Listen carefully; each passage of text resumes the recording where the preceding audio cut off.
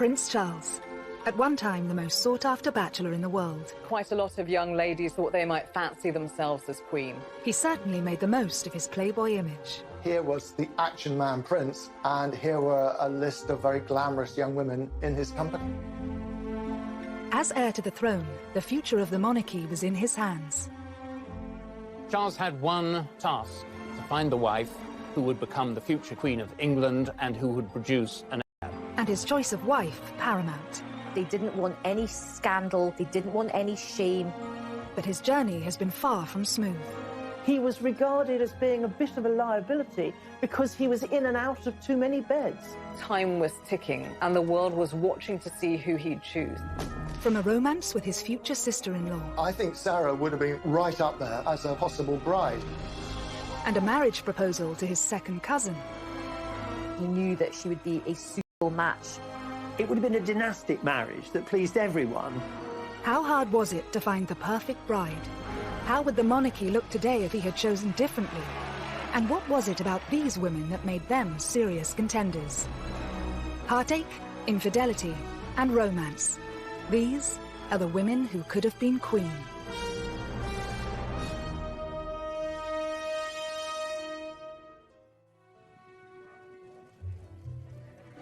Prince Charles is now the paragon of wedded bliss after tying the knot with second wife Camilla, the Duchess of Cornwall, in 2005.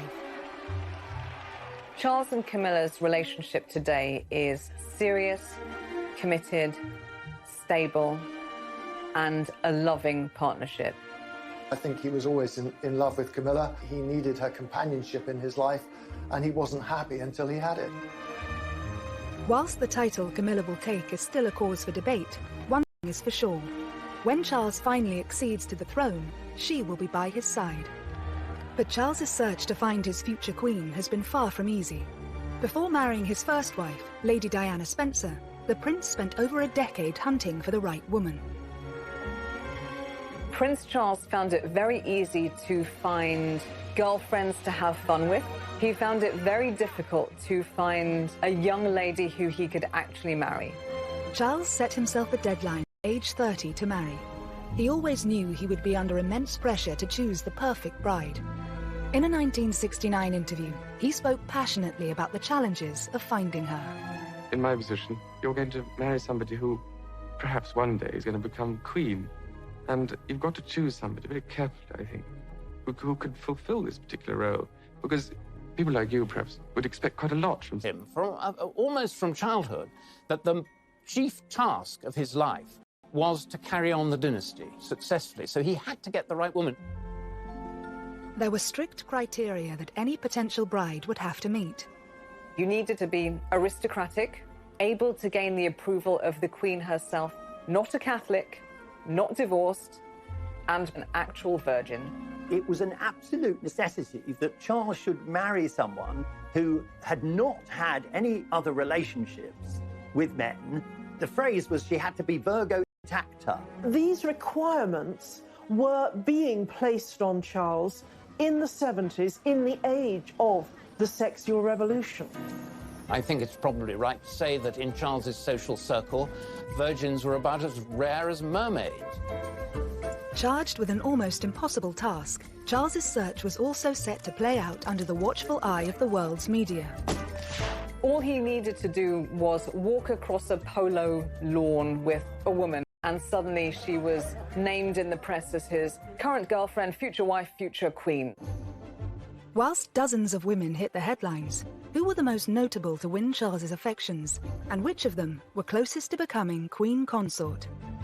Rumoured first love Lucia Santa Cruz was introduced to the shy 20-year-old prince at Cambridge University by former politician and the master of Trinity College, R.A. Butler. Lucia was working for Rab Butler, helping him with his memoirs and his research. She was the daughter of the Chilean ambassador. I think Lucia was someone to whom anyone would be attracted. You know, beautiful brunette, I think quite petite, but an absolute, a brain. She was about 5 years older than Charles. She was very worldly. She spoke several languages. She had her own life. And according to everyone, Charles was immediately smitten. With this amazing young woman, Charles was said to have embarked on his very first love affair. it was a physical relationship because Rab Butler's wife has said rather oddly that Charles had been able to cut his teeth on Lucia, which is a horrible way of putting it. But I think basically what she was saying was that, you know, she was sexually experienced, and that was a good thing for Charles, who was a complete innocent. He was younger than his age, and this was true in a sexual sense as well. He'd had no early experience with women. I think his eyes opened to the great possibilities that there were out there. Whilst Lucia is regarded by many as Prince Charles' first serious girlfriend, was she ever a contender for Queen? Lucia could never have been a serious contender for marriage with Charles. I mean, Charles was simply too young, and I, doubt she'd have been interested. But of course, She was Catholic. As heir to the throne and the future head of the Church of England, he could not marry a Roman Catholic, so Lucia was never going to be in the running because of that. As future king, Charles would have to favour duty over passion. It's said that Lucia still remains good friends with Charles to this day, and it's widely reported that she even played matchmaker for his next serious relationship with Camilla Shand, one that would ultimately change the course of his life. she was living in the same block of flats as Camilla and said to Charles, you have to meet this girl. She's, almost the perfect person for you. Camilla was everything that Lucia was, and more, because she was English, she knew the royal family, she moved in the same circles, and she had the same strength, the same motherly qualities that Lucia had, but she had them, to an even greater extent. She's quite bold, quite racy sense of humour. She's not shy at all. If you're Prince Charles, who's a bit more sort of introverted, Camilla's qualities are extremely alluring. Plus, she's tough, and I think he likes strong women. Camilla's family history also featured a scandalous royal love affair that she was said to have enjoyed telling Charles about when they first met. She said, my great-grandmother was mistress to your great-great-grandfather, Edward VII. So how about it? Meaning, why don't we do the same thing? You can easily imagine Camilla saying that and meaning it with a laugh. Camilla completely took over him, physically, mentally, emotionally. I think there's no question that Charles's love for Camilla was greater than her for him. Her heart, I think, at that stage was really given to Andrew Parker Bowles. She was always more attracted to Andrew. Andrew was much sexier because he didn't have this slightly sort of vulnerable, weak, timid character that Charles had. But in the summer of 1972, whilst Andrew Parker Bowles was away for 6 months of army service, Charles and Camilla enjoyed a romance. She knew that Andrew Parker Bowles had been serially unfaithful to her and had carried on with all sorts of other women, including many of her own friends. And this was a bit of payback on Camilla's part. And boy, what a person to pay back your erring boyfriend with, and the heir to the throne. Despite his depth of feeling, Charles didn't propose to Camilla at this time. But would she have been a suitable contender for future Queen Consort had he followed his heart? Never mind the questions of Charles's age and Camilla's affection for Andrew Parker Bowles. There was one other huge problem. Camilla, who'd been around on the dating scene for several years, might just have been a little too racy for royal taste at that time. Camilla's great as a family. In late 1972, Charles and Camilla's short-lived relationship was placed on hold when the prince's naval obligations led to a tour of duty in the Caribbean. But Charles was to be left heartbroken by Camilla's next move. A week before Andrew and Camilla married, Charles begged her to call it off, but it was too late.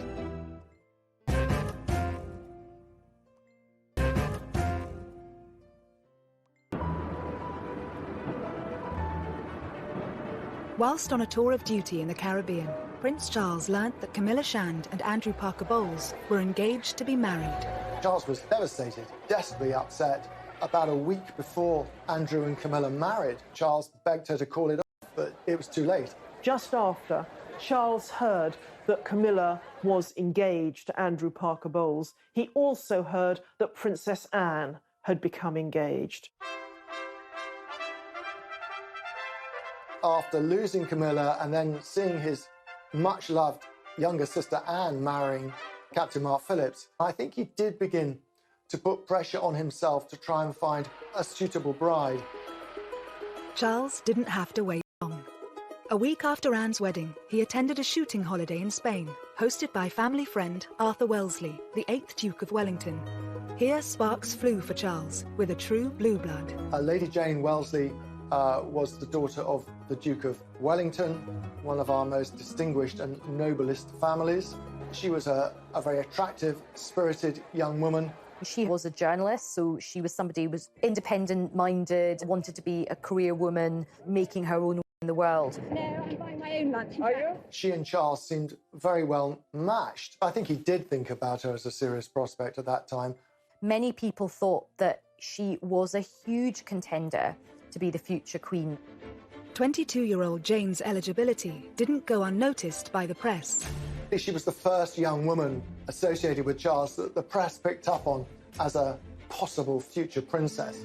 They were followed everywhere, and she was followed everywhere. She just found the pressure too much to bear. There was a huge amount of press and media speculation, which actually led her to finally snap, understandably, and say, on the record, do you honestly believe that I want to be queen? This was a problem with many of the aristocratic women that Charles dated. They didn't yearn to be the wife of the heir to the throne because they were already titled. She was already Lady Jane. Why would she choose that when, the downside was that for the rest of her life, the press would follow her everywhere. They'd criticise anything she happened to say inadvertently. It would be a nightmare, and she knew that. As an eligible bachelor, actually his role as prince was off-putting for lots of women. Had the press not helped to scupper this perfect match, how much different would the monarchy have looked today? I think Jane Wellesley would have been a very good queen, as it happens. I think she was sensible, she was intelligent, she was modest. She would have brought to the whole business of being queen much more than Diana did. She was a ticking bomb from the very word go. It was now 1974, and Charles' great-uncle, Lord Mountbatten, had a piece of advice for the 25-year-old prince. Mountbatten was urging Charles specifically that a young man should sow as many wild oats as possible before marriage, but that he should then marry a sweet, innocent girl so she can remain on a pedestal. It certainly looks like he did take that advice. Charles was incredibly close to Mountbatten, and he became one of the biggest influences on the prince's love life. I think Charles did have a bit of a fractious relationship with his own father, the Duke of Edinburgh. So I think his uncle provided him with just a lot of friendship and a lot of support. He advised Charles in a very loving, but also very calculating way. He was very much on the dynastic make, and he saw Charles as someone whom he could influence. It helped cement his connection with the royal family. He'd always interfered in royal life and had been doing it for many years. Decades before, Mountbatten had really tried to orchestrate the marriage of his nephew, Prince Philip, with Princess Elizabeth, the heiress to England. Now, that marriage, of course, happened, but not without Prince Philip actually warning his uncle to back off. Nevertheless, he was the mentor in Charles's life, and it was his advice that Charles decided to follow. Dickie Mountbatten was so supportive of Prince Charles's erotic adventures that he offered him the use of his own property, Broadlands, as a secret love nest or hideaway for Prince Charles to take his girlfriends. Charles didn't find it difficult to attract these young ladies. By the mid-70s, his public image had undergone something of a transformation. He was always under pressure from his father, Prince Philip, to be a real man, to be a sort of James Bond figure almost. So he got the Aston Martin, he did military service, he learned to fly helicopters. He was a good horseman, he was good at playing polo, he had a good figure. It looked very good in white riding breeches. He would take his shirt off and he looked pretty fit in many ways. He wanted to be someone who put himself on the edge of danger, and that sort of... A string of romances ensued, but in 1976, just 2 years away from his self-imposed marriage deadline, one particular lady hit the headlines. Davina Sheffield was the ex-debutante granddaughter of wealthy industrialist Lord McGowan. She was well-connected, cousin of Samantha Cameron. She was, a good rider. She was very good-looking. often the women Charles went out with were dubbed Charlie's Angels, and she was said to be the most attractive out of all of these Charlie's Angels. Charles was said to have wooed Davina away from her boyfriend and could not disguise his love for her, even in public. She was thought to be somebody that Charles took really very, very seriously indeed, and that this was a real meeting of souls as well as bodies.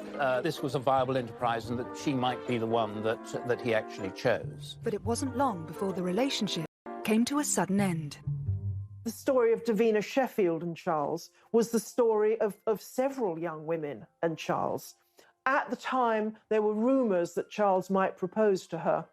Her ex-boyfriend was pursued by the tabloids and wound up revealing that he and Davina had lived together, lived in sin, as it was put. And the moment that this emerged, it killed the romance between Charles and Davina Sheffield. And that is a pattern that kept on happening. Davina didn't fit into the criteria of the perfect woman, as dictated by the royal firm. But had she and Charles married, we would perhaps have a very different monarchy today. Davina Sheffield wasn't actually an aristocrat of the ancient blue-blooded type. She was descended from industrialists, so her wealth was relatively new money. If she'd married into the royal family, she would have brought in some of the freshness and entrepreneurialism that surrounds industrialism. She would be quite a breath of fresh air, much as Meghan was supposed to be when she married Harry. There's scope in the monarchy for blowing away some of the cobwebs.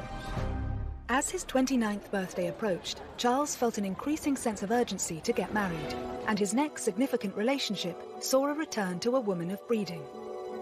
Like Lady Jane before her, Lady Sarah Spencer hailed from elite aristocracy. The 22-year-old daughter of the 8th Earl Spencer, she was also Diana's older sister. Lady Sarah Spencer came from exactly the correct lineage to marry Prince Charles. Sarah, from an early age, had been brought up on the edge of the Sandringham estate. Even her grandmothers were ladies-in-waiting to the Queen Mother. And of course, the Spencers had been intertwined with the royal family forever. She and Charles met at one of the Queen's. Charles was rather taken with Sarah, with her reddish hair and her outgoing sense of humour, and they began dating. After Sarah earned an invitation to Balmoral at the end of the summer, she reciprocated by asking the 28-year-old prince to a shooting weekend at Althorpe, the Spencer estate in Northamptonshire. On arrival at the house, Charles clapped eyes on Diana for the first time, who was then just 16 years old, tall and rather gangling. Diana at the time was probably too young to, really impinge very seriously on his notice. But he made a huge impression on her. Diana thought how wonderful, how dashing, how handsome he seemed in the flesh. She'd been rather taken by him as a teenager. It's said that she had a picture of him on her school dormitory wall. I think she was rather struck by that first encounter. But for now, Diana was nothing more than his girlfriend's younger sister. And it was Sarah who joined Charles on a skiing trip to Closters in the February of 1978. To go on holiday with the Prince of Wales was quite a big step, and it did suggest that this romance possibly had legs. But on their return, Sarah made a huge mistake.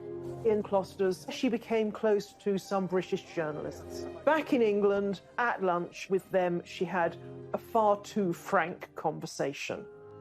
She was being needled and quizzed about her romantic expectations and her past, and she blurted out that she'd had thousands of boyfriends and that when it came to marriage, she wouldn't marry someone she didn't love, were he the dustman or the King of England. She then realised what she'd done and phoned Charles to confess. He said, "You've done a very stupid thing." And that was that. She was basically not just telling him that she didn't love him, she was sort of telling the whole world that she didn't love him, even though he was the future King of England. So I think that was quite embarrassing for him. As far as Charles was concerned, for his girlfriends to talk to the press was just about the worst thing that they could possibly do. Lady Sarah would eventually watch her younger sister marry Charles. But how would she have fared in Diana's place? I think she'd have been a much better match for Charles, because Charles needed someone who's a bit stronger than Diana, and Sarah was that person. I like her honesty and her toughness. I wish that some of that boldness had transferred to Diana. Instead, Lady Sarah was happy to take the credit for Charles and Diana's union, calling herself Cupid. But it would be another 3 years before their relationship would begin. In the meantime, Charles would propose to 2 other women.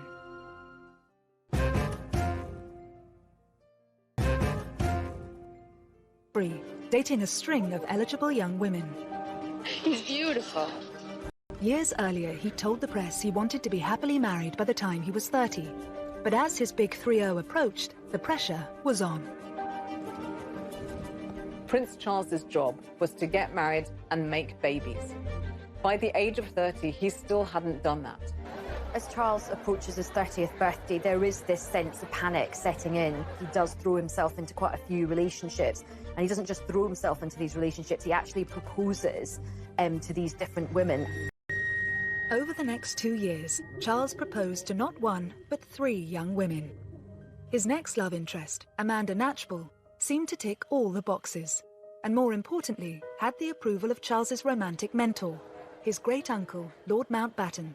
But that was hardly surprising. Amanda Knatchbull was the granddaughter of Earl Mountbatten, and she was someone who he had known since she had been a child, of course. She's also Prince Charles's second cousin. So with Lady Knatchbull, he really kept it in the family. Charles was 9 years older than Amanda. Was it pressure from Mountbatten that had once prompted the prince to speak to 16-year-old Amanda's mother about her being a future royal bride? Charles considered it from a very early age, but I think that Mountbatten had sown the seeds. I think Charles, the future king, was, as far as Mountbatten was concerned, he was a pawn. He was a pawn in the dynastic game, and he was a pawn that he hoped would go down the board and become a king, and that king would have as his queen Amanda.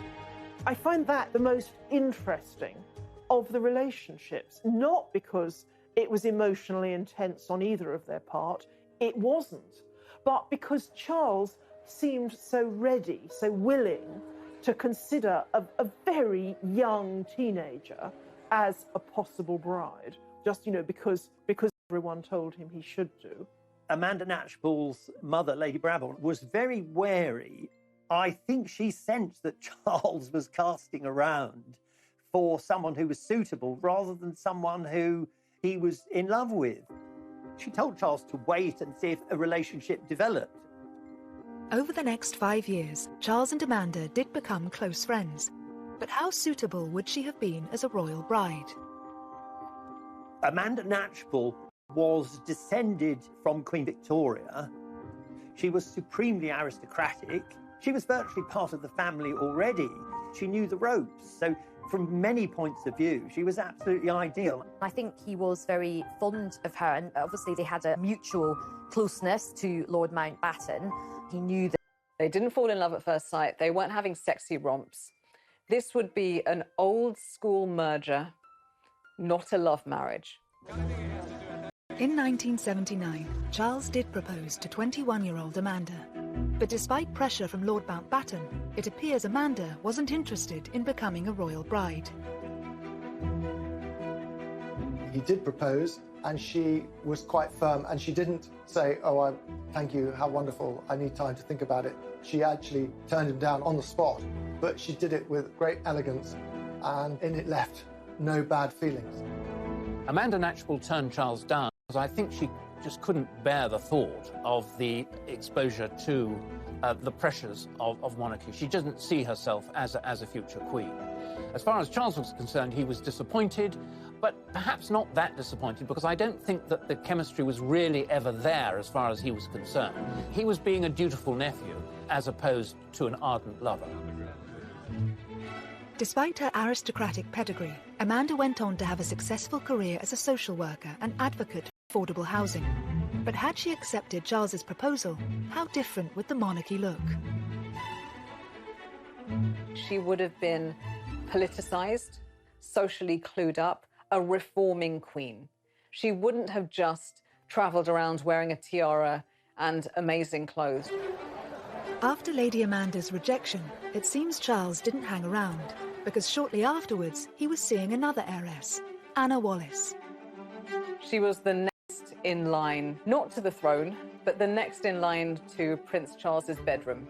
Interestingly, if you look at pictures, she looks, as someone once put it, like a more dangerous version of Lady Di. Well, it appears to be a full-on passionate romance. I would say they had a very hands-on relationship. Charles and Anna are said to have connected through a mutual love of country sports. But on paper, was Anna a strong contender for the role of royal bride? Anna Wallis was the daughter of a Scottish landowner. So in one sense, she looked really quite suitable. She was horse mad, hunting mad. She was known as Whiplash Wallis, apparently, partly for her temper, her quick temper. She always rode higher and faster and longer than people on the hunt. Charles was very much taken with her for a brief while. The royal family don't tend to like women who have particularly strong personalities, so she might not have actually been a very good fit in the long term. In early 1980, Charles is said to have proposed to Whiplash Wallis. However, it's rumoured that Anna turned him down because his old flame was back on the scene, Camilla Parker Bowles. Marry Anna Wallis, or perhaps he was just pretty desperate, full stop, because he proposed to her twice. The thing is, it was obvious by this stage that Charles was in love with Camilla. Anna Wallis was the first of Charles's girlfriends to, as it were, have Camilla really shoved in her face. The Royal Opera House, Covent Garden, tonight. The formal climax of the Queen Mother's birthday with applause from 20 members of the royal family, dozens of peers... But it was at the Queen Mother's 80th birthday party, where both women had been invited, that the relationship turned sour. She was like a wallflower. He just ignored her the whole evening. And who did he ignore her for? He ignored her for Camilla. Charles and Camilla seem to have reignited their relationship at red heat, basically, and they weren't that discreet about it. Anna was furious, and she said to Charles, "How dare you? I've never been so badly treated in my life. You've left me on my own, and now you can jolly well go on your own without me." And that was the end of the relationship. And Anna was dispatched with a crack of the whip lash. After Anna's proposal was rejected, was it to be third time lucky for the Prince of Wales? In 1980, Charles was still grieving the loss of his mentor, Lord Mountbatten, who had been killed the previous year in an IRA bombing. He was staying at a friend's country house when he started chatting to a fellow guest, a 19-year-old Lady Diana Spencer, the younger sister of his ex-girlfriend Sarah. She famously spoke about how sad he'd looked at Mountbatten's funeral the previous autumn and how she'd been struck by it watching it on television. And I think it was that which struck a chord with Prince Charles. Diana seems very early to have considered herself as a suitable bride for Charles.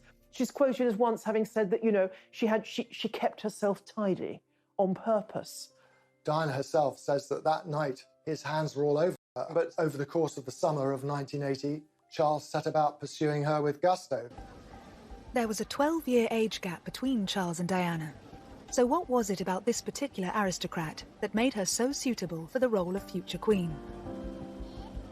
For the senior royals, Diana was an even better marriage prospect than her sister Sarah because she was younger.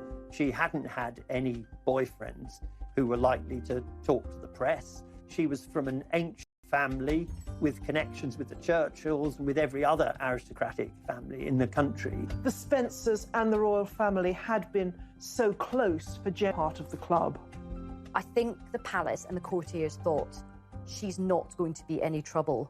Oh, the irony. Once the press realised Charles was dating Lady Diana, they didn't leave her alone. Was it this, and pressure from his own family to marry, that prompted him to propose to Diana, reportedly after less than 15 dates?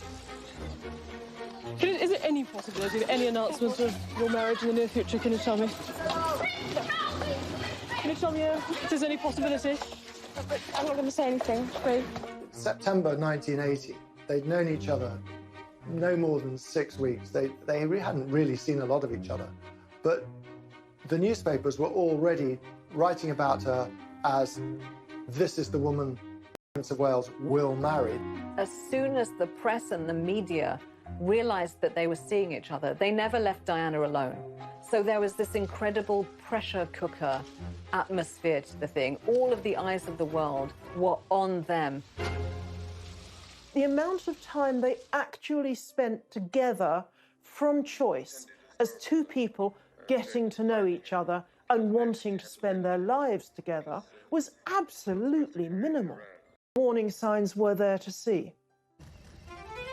On February the 24th, 1981, the Prince of Wales and Lady Diana Spencer officially announced their engagement. But 4 decades on, it's remembered for all the wrong reasons. And I suppose in love. Of course. Whatever in love means. I mean, that means no, by the way. It was such a badly phrased answer, and definitely at the wrong time. And it's sort of come back to haunt him, and it came back to haunt the pair of them for years and years. He was just trying to be clever. And of course, when you're trying to be clever to that extent, you turn out to be extremely stupid. And that's what he was. But if Charles was in love with anyone, was it with Camilla Parker Bowles? Whether or not he was still seeing Camilla romantically at this stage, it's clear that Diana saw her as a threat. All through the engagement, Camilla was a very powerful presence. It's only that Diana was a bit of an innocent that meant she didn't do anything about it. She suspected that Charles was still in love with Camilla, and there are all sorts of straws in the wind. Telephone calls, cufflinks with joined C's, Charles and Camilla, which aroused her suspicions. So from the very start, she felt deeply insecure. Famously, you know, her sisters said to her, "You can't back out now, your face is on the tea towels." There is that sense of this huge public pressure, be letting down a whole nation if they backed out. But the nation did get their fairy tale wedding on July 29th, 1981, when at the age of 32, the Prince of Wales married his 20-year-old virgin bride. I pronounce that they be man and wife together, in the name of the Father, and of the Son, and of the Holy Ghost. Amen. Here was the dashing, handsome heir to the throne marrying a beautiful, blushing bride with impeccable pedigree. It was fairy tale-like. But behind the scenes, the reality was less satisfactory, and Charles himself was already beginning to have terrible doubts. She was beginning to be eaten up by jealousy of Camilla. And so the fairy tale wedding, it was sort of Hansel and Gretel, sinister fairy tale, something much more dangerous to the future of the monarchy. As the fairy tale turned sour, Charles risked it all for the woman he loved. There was a poll in a major newspaper that said that between 80 to 90% of people felt that Prince Charles's behavior had significantly damaged the monarchy and would significantly damage it going forwards.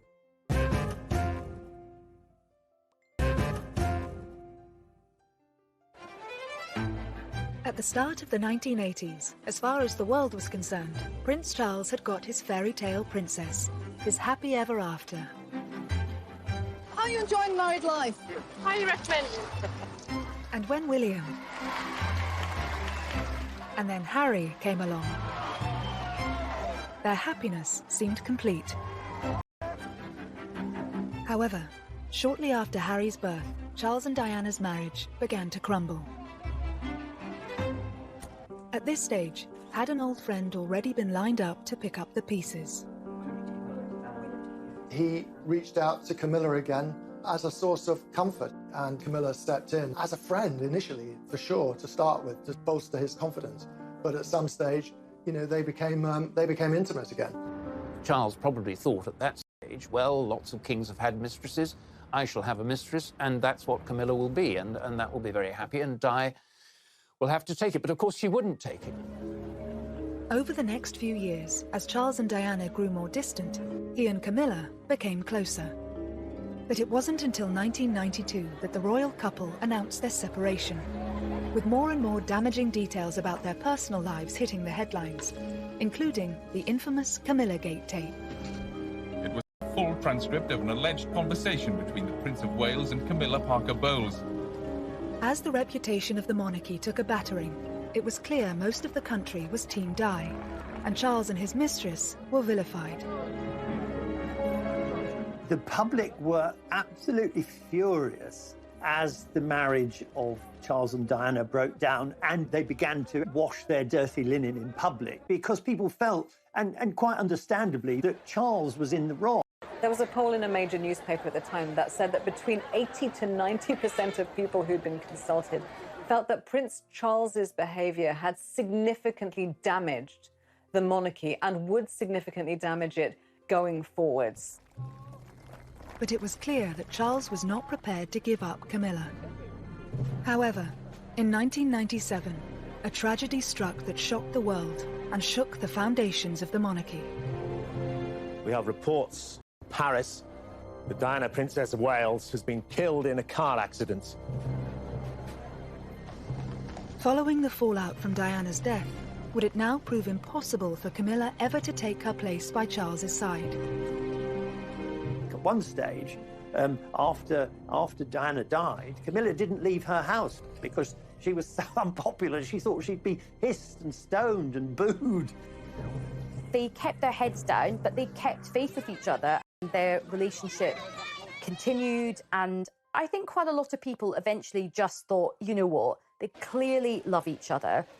They're soulmates. There was a concerted effort, a very, very strong PR effort to rehabilitate Camilla. And I think the change occurred, you know, it occurred over the years. In 1999, 2 years after Diana's death, Charles and Camilla made their first public appearance together. They're telling the world we're a couple, and you'd better accept it. Despite going public as a couple, why did Charles wait another 6 years before marrying the woman he'd loved for more than 3 decades? He was basically marrying his dead wife's nemesis. So I can understand why he was probably cautious about it, but I think they handled it very skillfully and very sensitively. And so when they were ready to get married, the public were not just okay about it, the public actually were very warm towards the couple. What changed, of course, was his parents' intervention. They had been none too keen on Camilla for a long time, but there was a pressing argument that the Prince of Wales should have a wife because Charles could come to the throne with a mistress but no wife, and it would be quite difficult for him. Ceremony. As head of the Church of England, the Queen did not attend. But she and hundreds of other guests were at the blessing afterwards, held at St George's Chapel, Windsor. What was nice about it was the contrast between Prince Charles at his first wedding, which was something out of a sort of Disney movie with his Disney princess. This was so different. They looked really happy. They just looked like they belonged together. He'd finally got a ring on her finger and she was finally his wife. And it did feel like the whole country had come to the end of this most epic of romantic journeys. As far as Charles is concerned, Camilla is his perfect partner. But on paper, the divorcee Duchess is far from the perfect royal bride. So what will she bring to the monarchy? It's interesting because the question of a Queen Camilla would once have seemed utterly outrageous. But behind the scenes, it is said that Charles, understandably, wants his wife to be queen. It is perfectly apparent that Charles is at once happier and more stable, more forthcoming with her by his side. Camilla now, I think, is probably as close as you can get to being the perfect consort and perfect royal wife, because she will never complain. She's very measured. Prince Charles' love life has certainly been colourful. He searched far and wide for the ideal bride. But had he followed his heart sooner, rather than his head, would his romantic journey have been completely different? The woman that Charles ultimately married and found true, lasting, mature happiness and friendship with is exactly the type of person who 3 decades earlier he would have rejected immediately as Queen. Charlie's Angels, as they were called, I think they've been very important in making him realise that actually hunting for the perfect person is not a good idea, because if you're actually out there desperately looking, you make mistakes, you try too hard. And so I think he's learned that the grass is not always greener, and he was always better off with the first woman he loved anyway.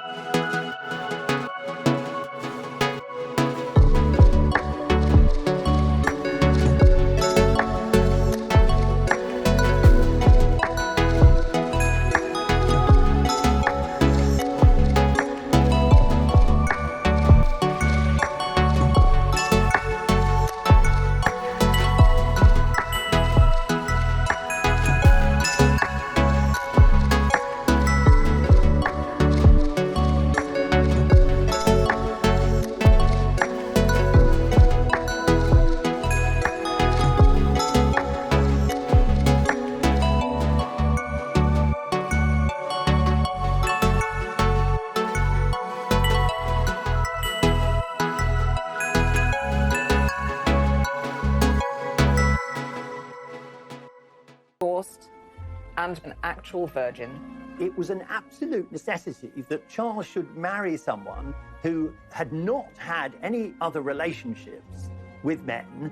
The phrase was she had to be Virgo intacta. These requirements were being placed on Charles in the 70s, in the age of the sexual revolution. I think it's probably right to say that in Charles's social circle, virgins were about as rare as mermaids. Charged with an almost impossible task, Charles's search was also set to play out under the watchful eye of the world's media.